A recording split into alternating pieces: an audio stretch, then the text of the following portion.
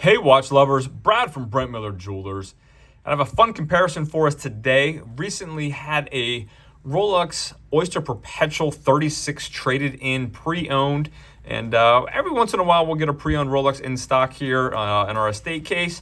And I thought, why not take a quick minute to do a comparison to the 36 millimeter Tudor Black Bay here. I still have one with the champagne dial, and I thought these were similar enough size-wise and similar enough with the coloring here to give them a quick side-by-side comparison.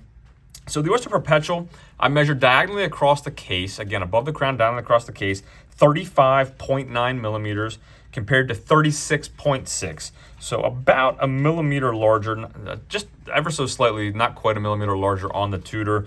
And then across the polished bezels on these, again, from 3 to 9, directly across, 35.1 on the OP and 36 even on the Black Bay 36. And then the crystals, 3 to 9 across the sapphire crystals. You can see the Rolex, we do have more of a raised crystal compared to more of a flat crystal on the 36 here, but 30 millimeters across on the Rolex and 30.5, so about a half millimeter larger on the crystal on our Tudor. And then case thickness, again, measuring with the crystal and the case back here on the Rolex, I measured 11.6 versus 10.6 on the Tudor, so about a millimeter thinner. And then lug to lug, 43.2 on the Rolex versus 44. So again, not quite a millimeter larger. The one difference being on the Rolex, you do have a little bit of that male end link there. So I took that measurement for you as well, 45.2. So with that, about a millimeter extra on each side. The 43.2 goes to 45.2. And on our Tudor, no male end link, so it's the true lug to lug of 44 millimeters. The Rolex 20 millimeter lug width, tapering to, I measured here at the very last link, it's not even the link, it's the link attachment, but I measured that 15.4, so about 15.5 millimeters. And then the clasp itself, I measured at 17.4, so 15.4 at that very last little link to 17.4, a little bump out on the clasp. We do have some adjustability. Again, we are not an authorized Rolex dealer, but I do want to point out that you do have some adjustability on this clasp. So this is what the Rolex refers to as their Easy Link 5 millimeter comfort system. So you do have that pops out, and you can get additional there. So it's almost on the fly, an even 5 millimeters. That closes back up. However, before doing so, I'll show you. You can see here you do have 3 anchoring spots within that clasp as well. So you do have room for adjustability on it too. So then that just folds back in.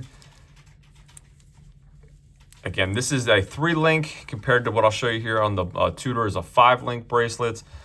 The Tudor, 20 millimeter lug width on the Rolex, 19 on the Tudor, and that Tudor 5-link bracelet tapers down to 16 millimeters at that very last link, and then back out to 18 millimeters at the clasp. You do have the fold over locking mechanism there. And then we have the T-Fit micro adjustability, a little bit of upward pressure, and allows us to slide within that clasp.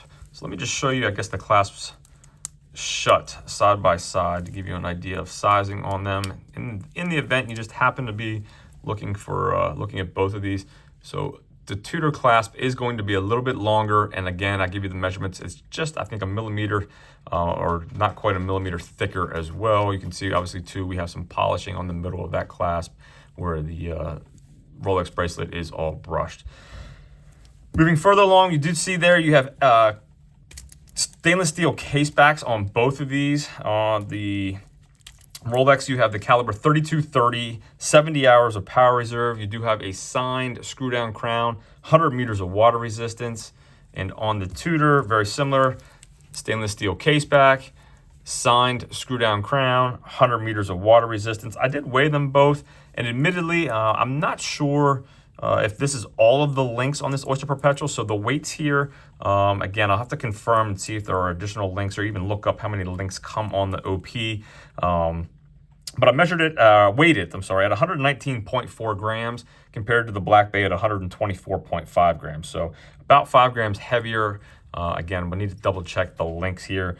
And then retail price on the Oyster Perpetual here is $6,100. Retail on the Tudor Black Bay $39.25. So again, certainly not trying to incite anybody here comparing the two. I just thought it'd be an interesting comparison side by side. Take a look at them, the specs, the differences. They're both listed as 36mm watches.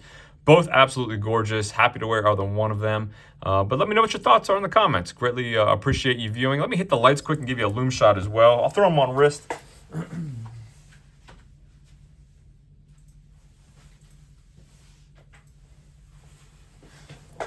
And I got the lights off. Before I pull my light off here, I guess I'll show you quick wrist shots. So again,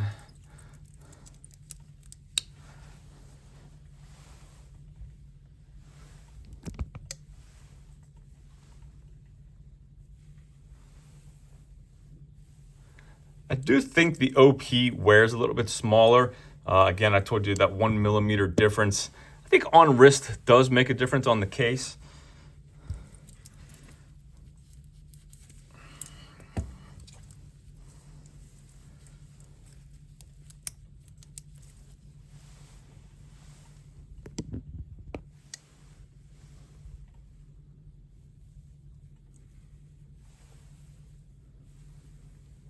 And let me get you a lume shot of both. Again, I got some computer monitors on in here, so I do apologize. It's not as dark as it usually is, but as expected, you know, you have a little bit more lume on the Tudor. The markers are just a little bit bigger versus your stick markers here on your OP. But again, both fantastic watches. Great go anywhere, do anything, and really can't go wrong. So as always, greatly appreciate you viewing. Let me know what you think of these two watches in the comment section. If there's anything I can do for you, anything at all, shoot me an email, brad@brentlmiller.com, and we'll see you in the next video.